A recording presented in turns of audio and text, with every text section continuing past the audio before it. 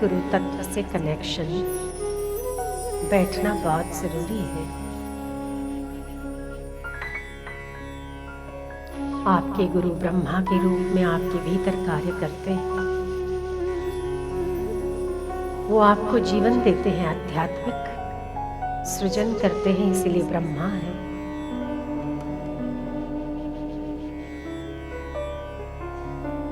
आपकी आध्यात्मिकता, सद्गुण, सदाचार आपके भीतर प्रकट करते हैं, इसीलिए वो ब्रह्मा है। साथ साथ वो रुद्र भी है, इसीलिए कि वो आपके पुरानी आदतों को छुड़वाते हैं। पुराने स्वभाव, दुराचार, झूठ, कपट, जो कुछ भी आपके भीतर पहले था, जन्म जन्मों के संस्कारों का नाश कर वो आपके भीतर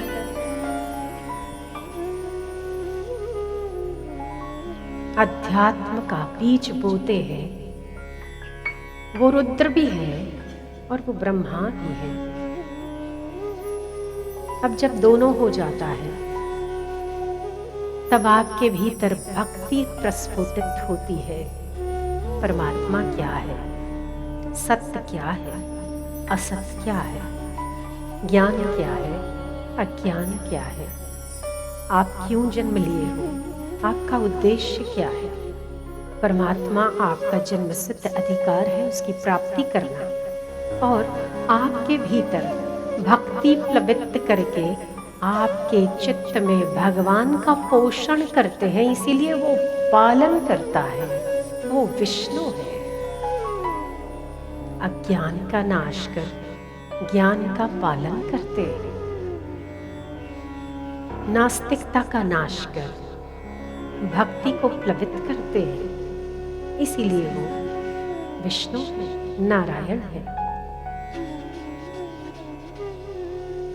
सदगुरु परब्रह्म है। ब्रह्म का स्वरूप है सदगुरु। गुरुमय जगत सर्वम। जो व्यक्ति, जो शिष्य ज्ञान में, अज्ञान में, दिन में, रात में, अच्छाई में, बुराई में, शत्रु में, मित्र में अपने गुरु को देखता है, उसके लिए अनिष्टकारी इस जगत में कुछ बना ही नहीं। वो सर्वदा सुखमय, सर्वदा आनंद में निवास करने वाला शिष्य देवों का पूजनीय हो जाता है, देवों का वंदनीय हो जाता है।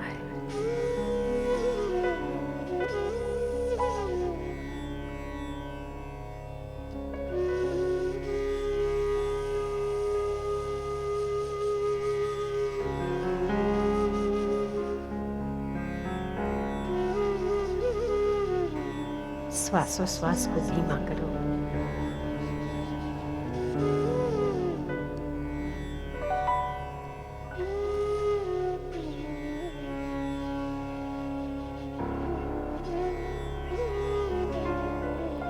जिस घर में जाना हो, जिस फंक्शन में जाना हो, उसी प्रकार की तैयारी होनी चाहिए।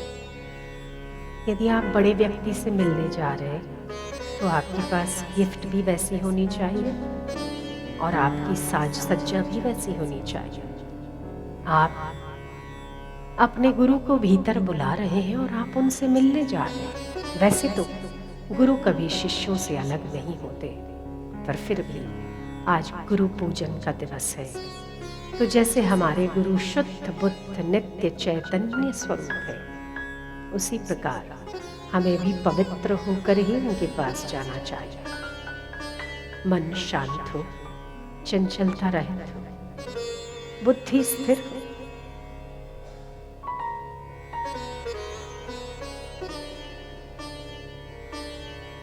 फिर से ओंकार का जप करेंगे थोड़ी देर।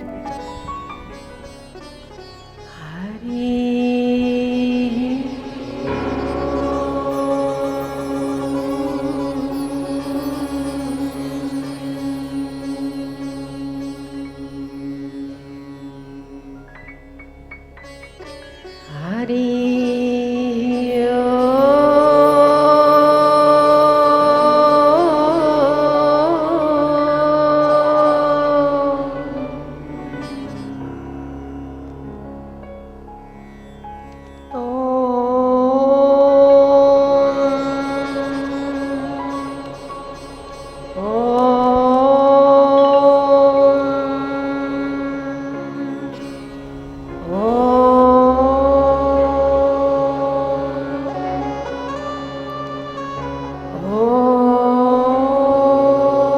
सभी एक साथ उच्चारण करो। जितनी बार ओंकार का गुंजन करते हो उतना ही आप पवित्र होते चले जाते, शांत होते चले जाते हो।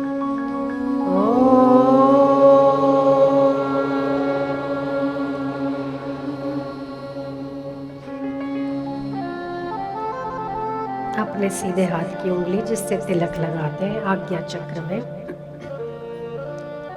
लगाइए थोड़ी देर।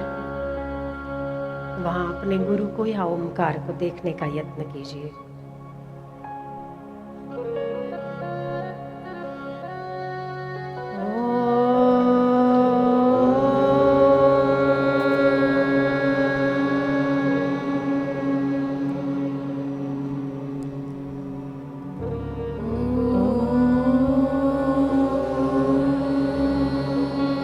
आज्ञा चक्र में ओंकार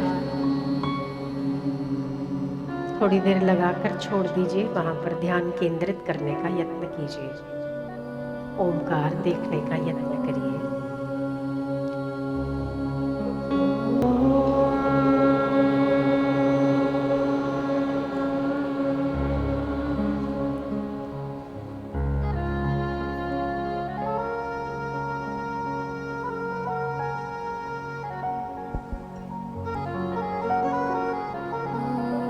शांति।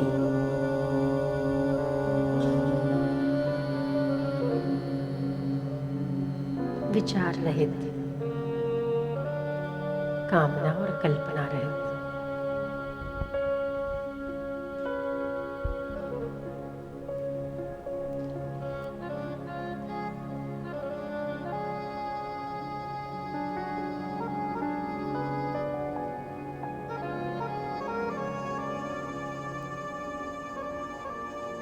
ना हो तो कोई बात नहीं, फिर से कोशिश कर सकते हैं।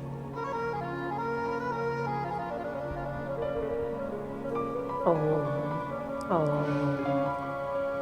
ओम ओम। आज्ञा चक्र में ओंकार।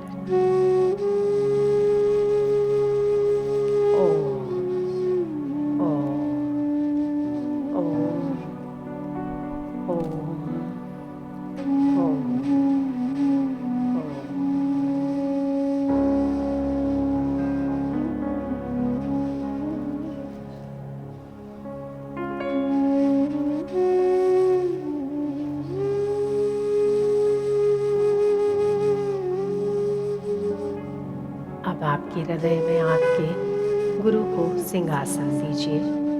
हृदय में गुरु का ध्यान कीजिए।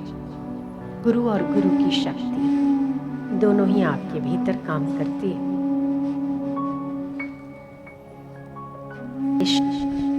शक्ति से भिन्न नहीं है। ऐसे ही गुरु और गुरु की आध्यात्मिक शक्ति भिन्न नहीं है।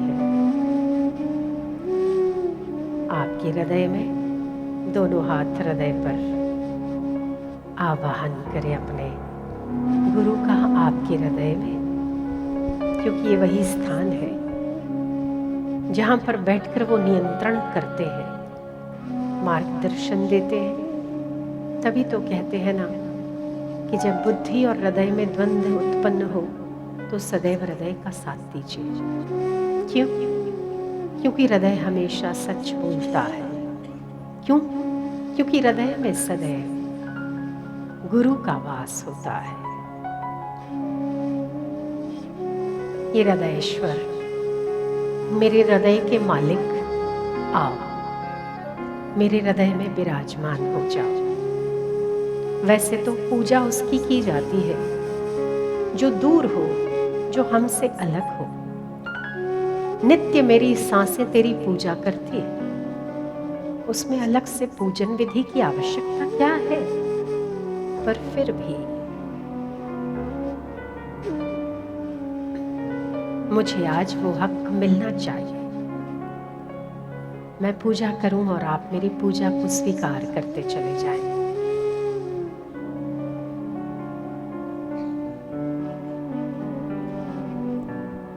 ये मेरे गुरुदेव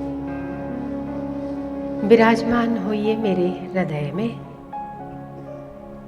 रत्नों से जड़ित आसन है आपका हृदय, वहां विराजमान कर दीजिए। शांत मुद्रा, प्रसन्न चेहरा,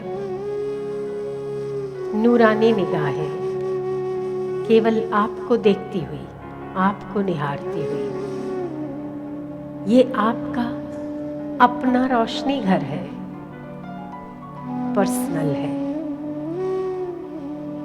ये पावर का कनेक्शन लिया हुआ पर्सनल है, अपने घर के लिए, आपके हृदय के लिए, किसी और के लिए नहीं, आपके लिए और सिर्फ आपके लिए।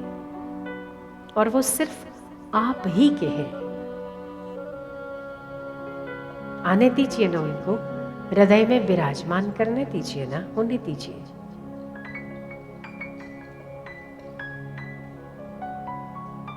अब उन्होंने इशारे से आपको पूछ लिया कि क्या बात है, और आपने कहा आपका पूजन करना चाहता हूं। पुत्र, ये हर रोज जो सुबह प्रकृति उदित होती है ना, सूर्य और चंद्र दोनों ही मेरी आरती करते हैं। पुत्र वत्स, मैं इतना व्यापक हूं ना कि सारी पृथ्वी गोल गोल घूमकर मेरी परिक्रमा करती है। ये जो फूल खिलते हैं ना, वो मेरी प्रसन्नता के लिए ही प्रकृति फूल खिलाती है। बारिश होती है ना, मुझे स्नान कराने के लिए सारे तीर्थों का जल लेकर एक जगह पर उड़ेलती है, वो है बारिश। तुझे तो तीर्थों का जल लाना पड़ता है बेटा, कहीं कहीं से।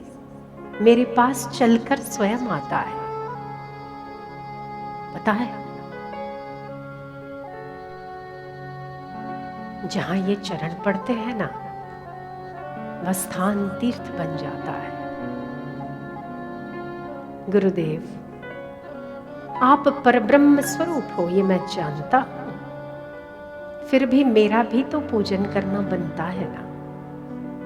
जैसे बच्चा जानता है कि माँ बहुत बड़ी है, फिर भी उसके चप्पल में पैर डालने की जुर्रत तो करता है ना। वो उसकी बालमती ही सही, फिर भी माँ उसे देखकर प्रसन्न होती है।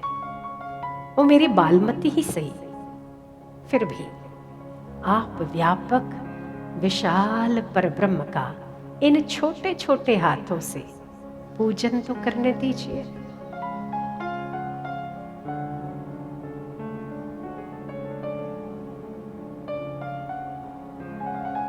गंगा, जमुना,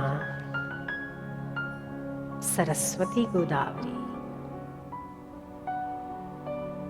कोटि कोटि तीर्थों के जल से हम अपने गुरु के चरण पखारते हैं।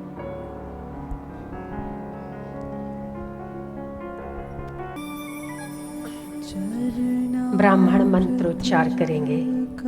आप विधिवत मानसिक रूप से अपने गुरु का पूजन कर लो। जैसा मन में आए वैसे पुष्प, जैसा मन में आए वैसा हाथ सजा लो। आपका अधिकार, भरपूर आशीर्वाद लेने का आपका हक है आज। वैसे तो गुरु की महिमा गाई नहीं जा सकती, शब्द बहुत छोटे हैं। सारी धरती कागज करूं, कलम करूं बन रहा है।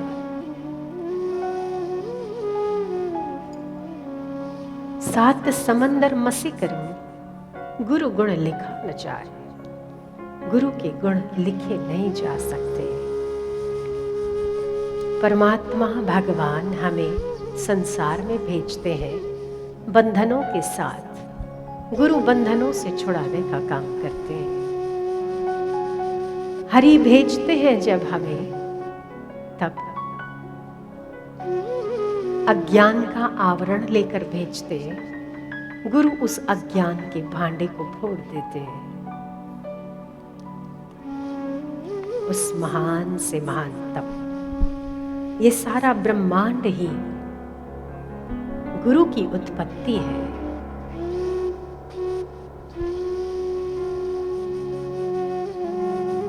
तो गुरु के बिना गति कैसे हो सकती है? हम चरण धुलाकर स्वच्छ कपड़े से गुरु के चरण पोंछ लेंगे, प्रीति पूर्वक, भाव सहित। विष्णोदकं निर्मलं च सर्वसौगन्धसंयुतं पादप्रक्षालनार्थाय दत्तं ते प्रतिगृह्यताम्। अब चरणों को चंदन, कुमकुम और पुष्प अर्पित कीजिए। नमो गुरुभ्यो गुरुपादुकाभ्यो नमः परेभ्यो परपादुकाभ्यः आचार्य सिद्धे शरपादुकाभ्यो नमो नमः श्री गुरुपादुकाभ्याम्।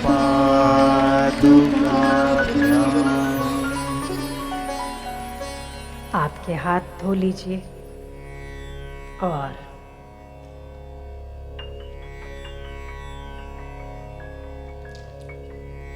उनके सम्मुख देखिए थोड़ी देर।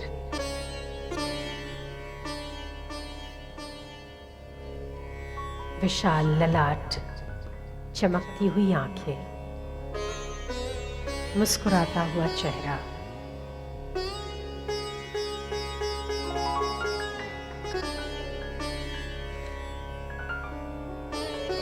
निर्भीक करती हुई उनकी अदा, मानो ये कहती हो, वत्स, संसार में कहीं पर भी जाएगा, मैं हूं ना तेरे साथ, मुझे साथ लेकर निश्चिंत और निर्भीक रहा करो, क्योंकि मैं हूं ना। कहीं उलझ जाए ना, मुझे स्मरण कर लिया कर। उन सारे भयों को और चिंताओं को मैं बताऊंगा कि तुम किसके हो और तुम्हारे साथ कौन है। मैं हूं। ललाट पर सुगंधित चंदन, कुमकुम, अक्षत, श्रीखंडं चंदनं दिव्यं गंधाढ्यं सुमनोहरं विलेपनसुरश्रेष्ठं चंदनं प्रतिगृह्यताम्। अक्षताश्च सुरश्रेष्ठा कुङ्कुमाक्ता सुशोभिता मया निवेदिता भक्त्या गृहाण परमेश्वर। माल्यादिनी सुगंधिनी, सुंदर पुष्पों की माला, कमल हो, गुलाब हो, जो भी आपको पसंद हो, दोनों हाथ में ले लीजिए। जैसे माला पहनाते हैं ना, दोनों हाथों में सुंदर सी माला सुगंधित पुष्पों की। कहां कहां से चुनकर लाए आप? नील कमल, ब्रह्म कमल, सेवंती, गुलाब, सुंदर से पुष्प चुन चुन कर माला बना ली आपने। अब आप उनके सम्मुख खड़े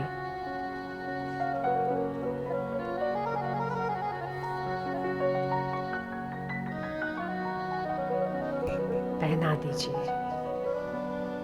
पुष्पोऽयं वो थोड़ी सी मस्ती भी करते हैं, थोड़ा सा पीछे भी होते हैं। आप थोड़ा सा बालक की तरह आगे होते हैं, वो फिर थोड़ा पीछे होते हैं। आप फिर कहते हैं, देखिए मैं नन्हा मुन्ना हूँ, मेरे कदम इतने बड़े नहीं हैं कि आप तक पहुँच पाऊँ। कृपा करके थोड़ा सा आगे आ जाइए ना, क्योंकि मेरी पहुँच आप तक नहीं, पर आपकी पहुँच सारे ब्रह्मांड में है नाथ। मस्ती तो उनसे की जाती है जो समर्थ होते हैं, असमर्थों से मस्ती कैसे? उन्होंने कहा, दोबारा मत कहना, जिसके साथ समर्थ होता है वो स्वयं समर्थ हो जाता है। तू असमर्थ कहाँ है? समर्थ है, क्योंकि मैं समर्थ तेरे साथ हूं ना। अपने आप को निर्बल, निराश, हताश और असमर्थ मत माना कर। और आपने भावपूर्ण हृदय, भीनी भीनी अश्रुओं के साथ अपने गुरु को माला अर्पित कर दी। पहना दीजिए। मुश्किल से हाथ आने वालों में से पहना दीजिए। ॐ श्री सद्गुरु परमात्मने नमः। पुष्पमालां समर्पयामि।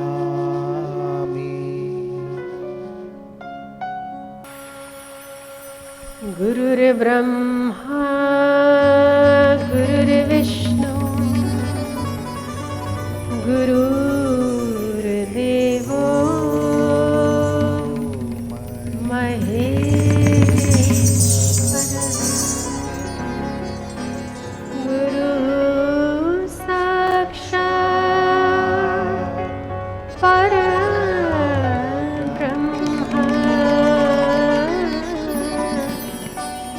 तस्मै श्री गुरवे नमः। त्वमेव माता च पिता त्वमेव बन्धुश्च सखा त्वमेव। त्वमेव वेद्या द्रविडं त्वमेव। त्वमेव सर्वं मम देव। ब्रह्मानन्दं परमसुखदं केवलं ज्ञानमूर्तिम् अतीतं गगनसदृशं